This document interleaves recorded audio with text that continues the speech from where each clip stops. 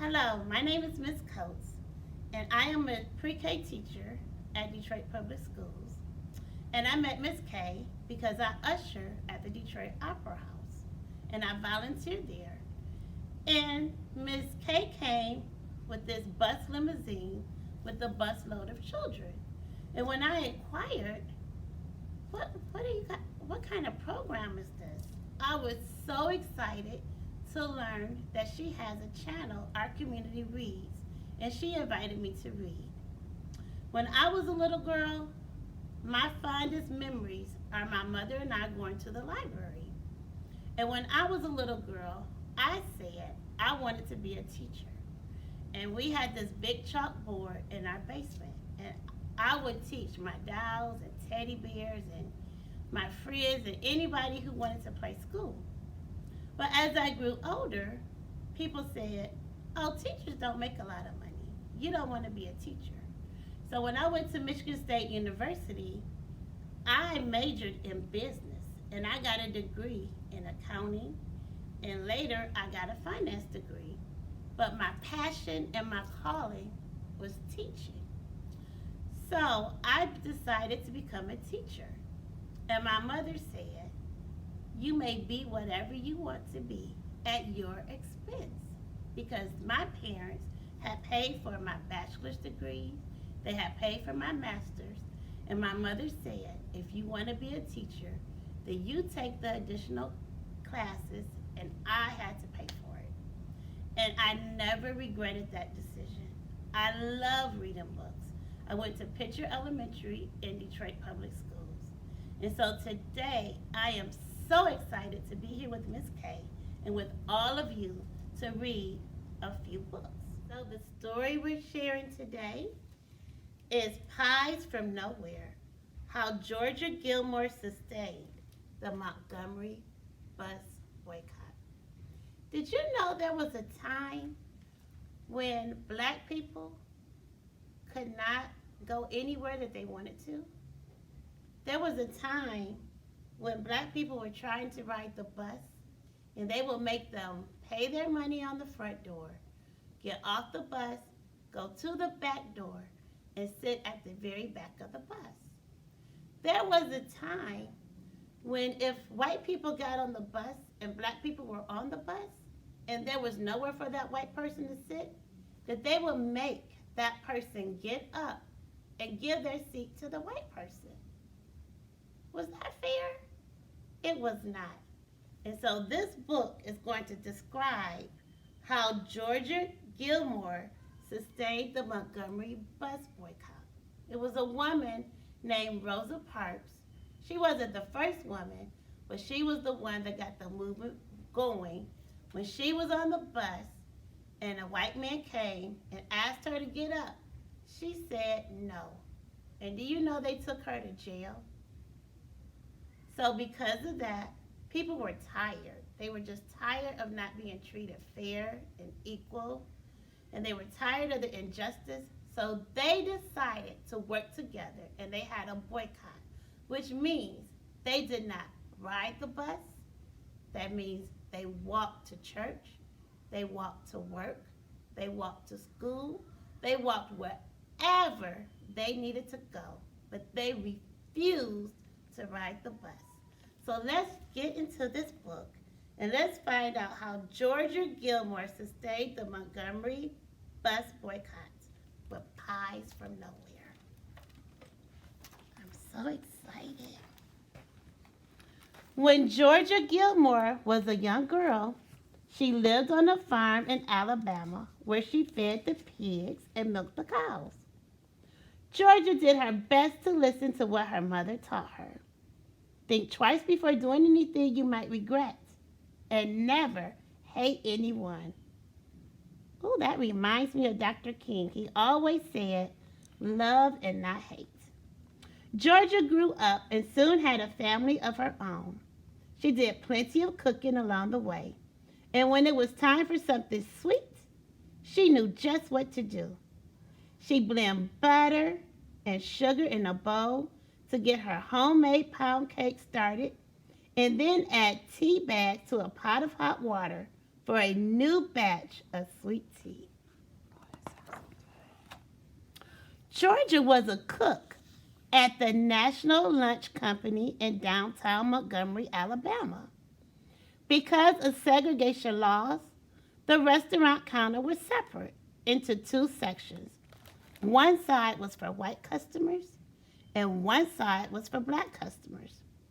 Georgia knew it was wrong, but that was the way things had always been. And do you know, in some restaurants, they wouldn't even let black people in at all. They would let the white people come in and sit down at the restaurants, but they would let the black people go to the back door and get their food, if they let them get any food at all. On December 1st, 1955, Georgia was working at the restaurant when a news alert came over the radio.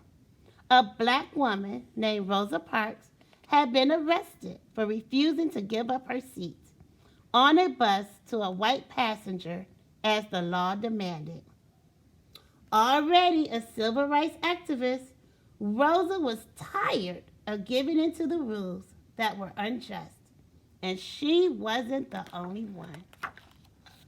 The next day, an association of black women distributed a flyer asking people to boycott public transportation on Monday.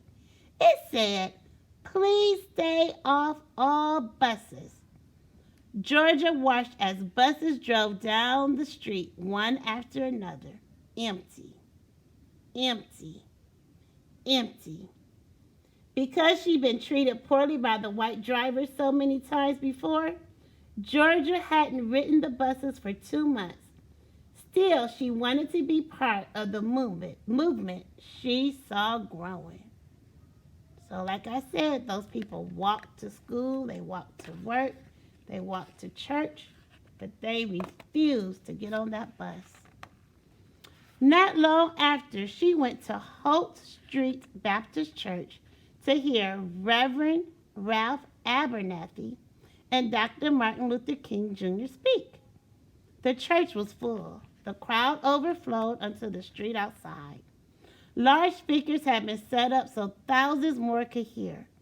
Dr. King spoke about doing things for one another. He talked about freedom, unity, equality. We are determined here in Montgomery to work and fight until justice runs down like water and righteousness like a mighty stream. Those were the things Georgia believed in, and she was willing to fight for them. So all of these people were willing to work together to change the laws. So Georgia decided to help the best way she knew how. She worked with a group of women in her community, and together they purchased the supplies they needed: bread, lettuce, and chickens. And then they went off to cook. The women brought food to the meeting that followed at church, and they sold sandwiches. They sold dinners in their neighborhoods. That was a wonderful idea. We just talked about how sometimes they weren't allowed in the restaurants, and sometimes the restaurants wouldn't even serve them food. So they were cooking and selling their own food. As the bus boycotters walked and walked, Georgia cooked and cooked, and boy, did the people of Montgomery love her food. Georgia's group donated the profits from the sales to the Montgomery Improvement Association, which helped fund the boycott. But if anyone had found out these women were involved, they could have lost their jobs. So Georgia ran the operation, and the other women acted as secret helpers. So what they're saying is, if the white people knew what they were doing, they would lose their jobs. They could be fired. See, the way I figured it, people always had to eat. So I made the pie, said Georgia. The women sold baked goods to stores, groceries, laundromats, and beauty shops in their neighborhoods, and people paid in cash so they wouldn't be connected to aid in the boycott.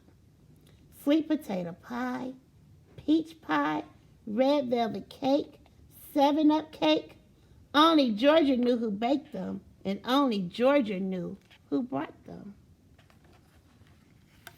Every Monday and Thursday, Georgia would go to the boycott strategy meetings at the church. She walked up to the collection plate and announced how much her group was contributing.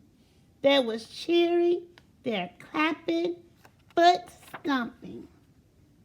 But whenever people asked her where the money came from, she remembered her promise to keep it a secret. It came from nowhere, she'd say.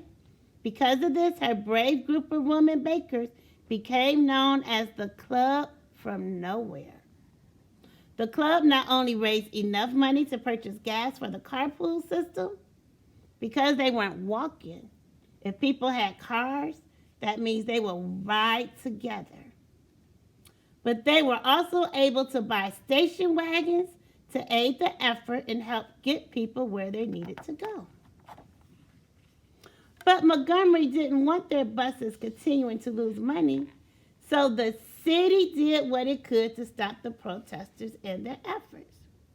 Dr. King and 89 others were arrested for their roles in the boycott.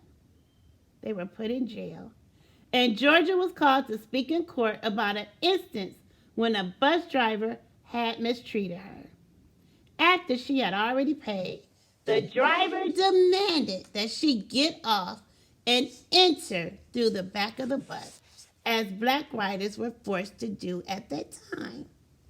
When I reached the back door and was about to get on, he shut the door and pulled off. I didn't even ride the bus after paying my fare. So I decided right then that I wasn't going to ride the buses anymore, Georgia testified. Oh, that was so cruel. Georgia knew she was doing the right thing by standing up with her fellow protesters. But news of the trial spread across the country like wildfire. When the National Lunch Company found out she was a part of the boycott, what do you think happened? Of course, she was fired from her job.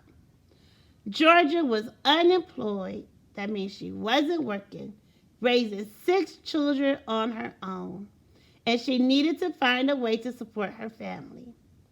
Dr. King encouraged her to start her own business. All these years you worked for somebody else. Now it's time you worked for yourself, he said. He helped her improve the kitchen in her home, and Georgia got new pots and pans and cooking supplies. Word soon got around, and people came to eat at Georgia's. When they came to her house for a meal, they would eat wherever they could find a seat. And if they couldn't find a seat, they'd eat standing up. Georgia loved to talk and joke with her customers and friends, and soon enough, there were long lines to get a meal cooked by her. People ordered meals for delivery too, and Georgia was making hundreds of lunches each day. She packed up fried chicken, black-eyed peas with okra, fresh corn muffins, and apple pies, and sent her kids out to deliver them. And if you were lucky, you might even get homemade macaroni and cheese. She was providing good food for her community, but she was also bringing the people of Montgomery together, black and white. Dr. King frequently had meals at Georgia's house. Because she was a big woman with a big personality, he lovingly called her Tiny.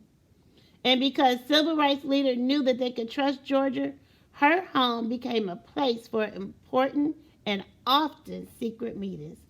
I just serve them and let them talk, she'll say.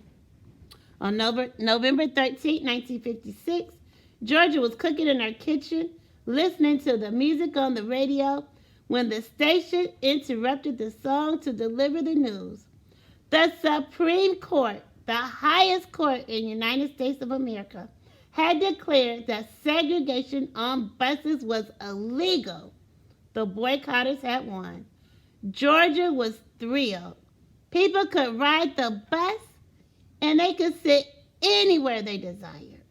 They could pay their fare, and they can go straight to any seat. They didn't have to go to the front of the bus and pay their money and then get off and go to the back. At the next meeting, Georgia sat in her seat and listened as Dr. King announced that the Montgomery bus boycott was a success. We didn't have to walk no more, said Georgia. Even before Martin Luther King Jr. got up there and told us it was over, we knew it was over and we knew we had won. Still, there would be more battles to fight, so Georgia Gilmore kept right on cooking. The end.